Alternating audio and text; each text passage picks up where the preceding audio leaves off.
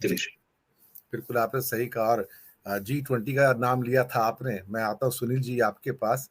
तो हमारे यहाँ मुंबई में आएंगे तो आप देखेंगे कि विदेशी जो प्रतिनिधि आ रहे हैं उनसे अपनी गुर्बत, गरीबी, बदहाली और झोपड़पट्टी छुपाने के लिए बड़ी-बड़ी इमारतों के ऊपर ग्रीन पर्दे लगा दिए गए हैं। चारों तरफ एक बैरिकेड्स लगा दी गई कि कहीं इनको गरीबी नजर ना आ जाए। अब समझ नहीं आता कि अगर बंबई की 2.5 करोड़ आबादी में 1.5 करोड़ लोग झोपड़पट्टी में रहते हैं, मैं मुंबई शहर में रहता हूँ, इसकी असलियत से मैं वाकिफ हूँ। तो 1.5 करोड़ लोगों का, या जहां से वो रास्ते से गुजरेंगे, सारे के सारे बड़े बड़े ऊंचे मतलब कपड़े हरे रंग के लगाए गए ताकि कोई गरीबों की बिल्डिंग झोपड़ी नजर ना आ जाए। क्या सर सुनील जोशी साहब, ऐसे गुर्बत, ऐसे गरीबी छुपती है क्या इस ढंग के टेंट्रम से? और राहुल की यात्रा कामयाब तो हो रही है, लेकिन अपने आप को दुनिया के मंच के ऊपर जिस ढंग से दिखाने की कोशिश की जा रही है कि हम समृद्ध देश हैं और गरीबी को ऐसे ढकने की कोशिश की जाती है, तो आप मुंबई की 1.5 करोड़ झोपड़पट्टी को छुपा पाएंगे, या लोगों को पता नहीं कि यहाँ पे झोपड़पट्टी है, यहाँ पे लोग गरीब रहते हैं? कभी कभी लगता है कि इंसान अपना ही उपहास करता है। और जिस ढंग से राहुल की यात्रा पे अटैक हो रहे हैं, वो और भी बीजेपी को उपहास का पात्र बनाते हैं। आखिरकार हर राज्य तो वैसे बिहेव नहीं करेगा ना जैसे कुछ राज्य, विशेष राज्य बिहेव करते हैं पर्टिकुलर परिस्थितियों में। सुनील जी, अनम्यूट कर लीजिए खुद को, अनम्यूट कर लीजिए। आपने मुंबई की पहले बात की, जो G20 की झोपड़पट्टी को ऐसे कहीं छुपा जा रही है, ये पहली बार नहीं हुआ है। गुजरात में जो शो हुआ था, जिनपिंग आए थे, अभी ये हुआ था गुजरात में, भी हुआ था। तो ये कोई छुपाने की बात नहीं, जो है वो हमारे सच सामने आना चाहिए। और प्लस माइनस हर एक कंट्री में रहता है, लेकिन ये एक प्रयास होता है। और कॉस्मेटिक जिसको बोलते हैं, वो ये कॉस्मेटिक चेंजेस करते हैं और थोड़ा ग्लैमर उसमें डालते हैं, तो एक ये स्टाइल है। आपकी दूसरी बात है राहुल गांधी की बात, मुझे वो सर ने जो, आलोक सर ने बोला 2-3 बात, वो मैं एक्सटेंड करना चाहता हूँ। पहला तो कि गुजरात का इलेक्शन का जब रिजल्ट आया था, वो जो राहुल जी की यात्रा मिड में थी, तो एक ऐसी बात हो रही थी कि यात्रा कैसी जाएगी। अब यात्रा की सफलता के लिए कोई संदेह नहीं रहा है। बात यह है कि कांग्रेस के लिए, न सिर्फ बीजेपी के लिए, लेकिन ओपोजिशन के लिए एक बार ऐसा होता था कि राहुल गांधी को लीडर के स्वरूप में स्वीकारा जाए कि नहीं।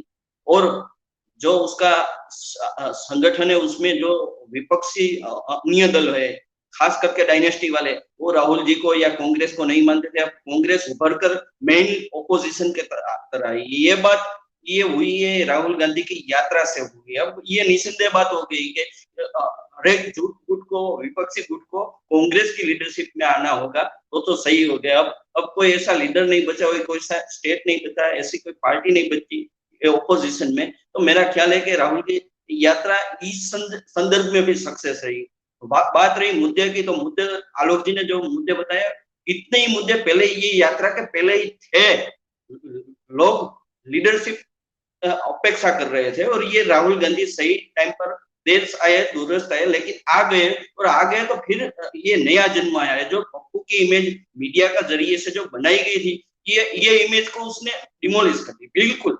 ये एक बड़ा मजबूत नेता बनकर आए हैं। और जैसे जैसे वो आगे निकलते गए, तो ये आपने बोला कि बीजेपी के लिए तो एक काउंटर करने की कोई बात ही नहीं आती है अभी तक।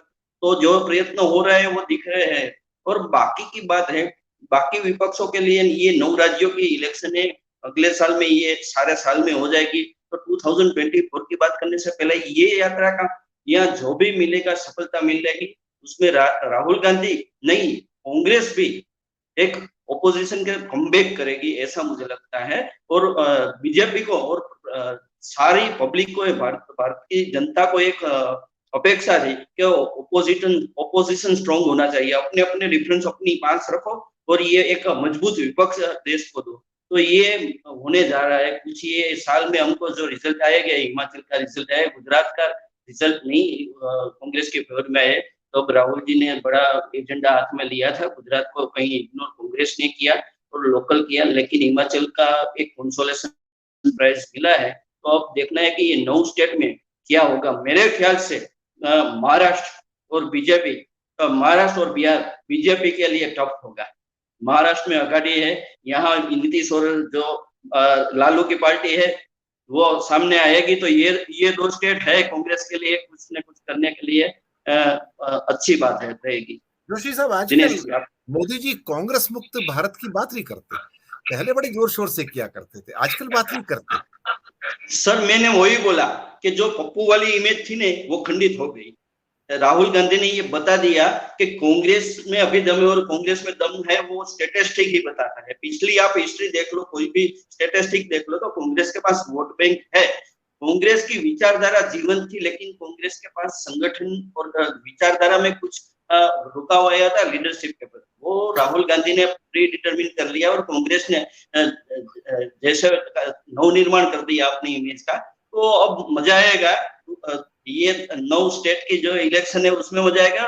2024 में ये मैच वन साइडेड नहीं रहेगा ऐसा लगता है। जो कैट वॉक लगती थी कि ये आ जाएगा, उसमें अब वो 302 वाला बात नहीं रहेगा मेरे ख्याल से। और ये सारी लोकशाही के लिए अच्छी बात है कि दोनों विचारधारा साथ में चले। अच्छा, वरना क्या होगा कि ऑटोक्रेसी इन डेमोक्रेसी आ जाएगी। तो मेरे ख्याल से अभी जो कांग्रेस जा रही है, दूसरे विपक्ष भी अपनी विचारधाराओं और अपनी जो मन में जो कुछ कल्पना है वो वास्तविकता में आ जाए और एक संगठित विपक्ष दे, तो भारत की जनता के लिए भी ये सही बात है।